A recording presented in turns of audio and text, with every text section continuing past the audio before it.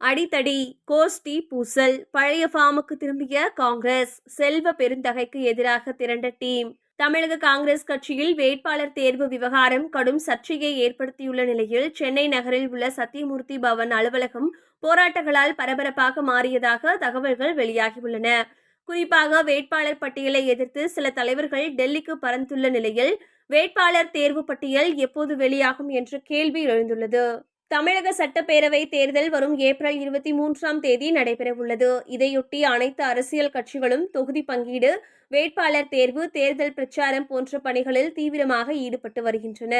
ஏற்கனவே பல கட்சிகள் தங்களது வேட்பாளர் பட்டியலை வெளியிட்டு தேர்தல் பணிகளை வேகப்படுத்தியுள்ளன. இந்நிலையில் மு.க.ஸ்டாலின் தலைமையிலான கூட்டணியில் இந்த முறை காங்கிரஸ் கட்சிக்கு 28 தொகுதிகள் ஒதுக்கப்பட்டுள்ளன. எந்தெந்த தொகுதிகள் காங்கிரசுக்கு வழங்கப்பட்டுள்ளன என்பதையும் திமுக ஏற்கனவே அறிவித்துள்ளது. இதனால் அந்த தொகுதிகளில் போட்டியிடும் வேட்பாளர்களை தேர்வு செய்யும் பணிகள் தீவிரமாக நடைபெற்று வந்தன. ஆனால் வேட்பாளர் பட்டியல் வெளியீடு தொடர்ந்து தாமதமாகி வருவதால் கட்சிக்குள் அதிருப்தி அதிகரித்துள்ளது. குறிப்பாக தமிழக காங்கிரஸ் தலைவர் செல்வ பெருந்தகை தயாரித்த வேட்பாளர் பட்டியலுக்கு எதிராக சில மூத்த தலைவர்கள் மற்றும் நிர்வாகிகள் கடும் எதிர்ப்பு தெரிவித்துள்ளனர். முன்னதாக கூட்டணி பேச்சுவார்த்தை நடைபெற்ற போது காங்கிரஸ் கட்சிக்கு அதிக தொகுதிகள் வேண்டும் என்ற கோரிக்கை எழுந்ததாக கூறப்படுகிறது. சில தலைவர்கள் 40 தொகுதிகள் வரை கோரிக்கை வைத்ததாகவும் இதனால் கூட்டணிக்குள் கருத்து வேறுபாடுகள் ஏற்பட்டதாகவும் தகவல்கள் வெளியாகியுள்ளன. பின்னர் பல கட்ட ஆலோசனைகள் நடந்ததன் பின்னரே 28 தொகுதிகளில் போட்டியிட காங்கிரஸ் சம்மதித்ததாக கூறப்படுகிறது. இந்த நிலையில் வேட்பாளர் தேர்வில் சிலருக்கு மட்டுமே வாய்ப்பு வழங்கப்படுவதாக குற்றச்சாட்டுகள் எழுந்துள்ளன. குறிப்பாக செல்வ பெருந்தகை தனது ஆதரவாளர்களுக்கு அதிக வாய்ப்பு வழங்கும் வகையில் பட்டியல் தயாரித்ததாக சிலர் குற்றம் சாட்டியுள்ளதாக தகவல்கள் தெரிவிக்கின்றன. இதனால் முன்னாள் தலைவர்கள் KS அழகிரி மற்றும் திருநாவுக்கரசர் உள்ளிட்டோர் கட்சி மேலிடத்திற்கு புகார் அளித்ததாக கூறப்படுகிறது. இந்த சூழ்நிலையில் நேற்று சத்தியமூர்த்தி பவனில் பல்வேறு தரப்பினரின் போராட்டங்கள் வெடித்தன. சில தலைவர்களுக்கு வாய்ப்பு வழங்க வேண்டும் என கோரி அவர்களின் ஆதரவாளர்கள் ஆர்ப்பாட்டத்தில் ஈடுபட்டனர்.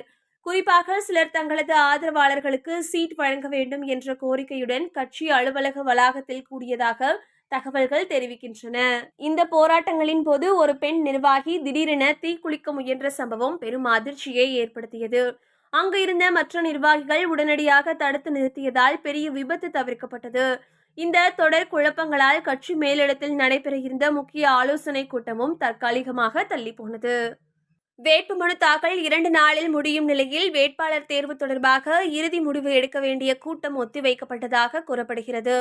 இதற்கிடையில் தமிழ்நாடு காங்கிரஸ் தேர்தல் மேலாண்மை மற்றும் ஒருங்கிணைப்பு குழு தலைவராக இருந்த மாணிக்கம் தாக்கூர் தனது பதவியை ராஜினாமா கடிதத்தை தேசிய தலைவர் மல்லிகார்ஜுனா கார்கேக்கு அனுப்பியுள்ளதாக கூறப்படுகிறது. இந்த ராஜினாமா முடிவும் காங்கிரஸ் கட்சிக்குள் மேலும் பரபரப்பை ஏற்படுத்தியுள்ளது. ஏற்கனவே வேட்பாளர் பட்டியல் விவகாரம் காரணமாக ஏற்பட்டுள்ள குழப்பம் தற்போது மேலும் தீவிரமடைந்துள்ளதாக அரசியல் வட்டாரங்கள் தெரிவிக்கின்றன.